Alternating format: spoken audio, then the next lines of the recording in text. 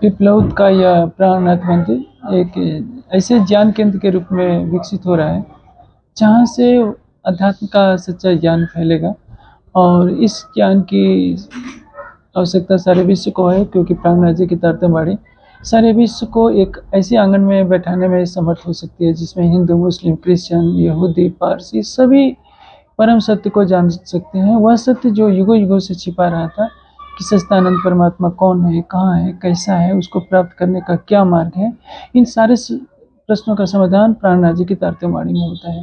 और जो वार्षिकोत्सव होता है या पूरे गुजरात में, पूरे देश में जो भी कार्यक्रम होते हैं, हमारा यही प्रयास रहता है कि उस ज्ञान को प्रज्वलित किया जाए, जो सभी धर्म ग्रंथों में निहित है, किंतु उसका वास्तविक स्वरूप समाज के सामने आ सके। इसी उद्देश्य से हम ये कार्यक्रम करते हैं और भविष्य में भी इसको अधिक से अधिक प्रसारित करने का प्रयास करेंगे। क्या नाम है? नाम क्या है? राजन स्वामी।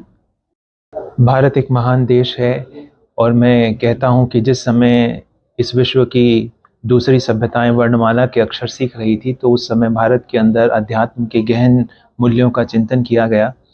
लेकिन पिछले 5000 सालों में वो जो सनातन ज्ञान की धारा थी, वो अंधविश्वासों, रूढ़िताओं और परंपराओं के कारण इतनी उसमें अशुद्धि आ गई है कि धर्म का वास्तविक स्वरूप आज पहचानना बड़ा कठिन हो गया है। 400 साल पहले गुजरात की धरती पर मेहराज के तन से परमात्मा का परम ज्ञान प्रकटित होता है और कालांतर में श्री प्राणनाथ जी के माध्यम से तारतम वाणी से संपूर्ण संसार को एक ऐसा वैश्विक संदेश दिया गया जिसमें सभी धर्म संप्रदाय एक साथ एकत्रित होकर एक परब्रह्म की पहचान कर सकें।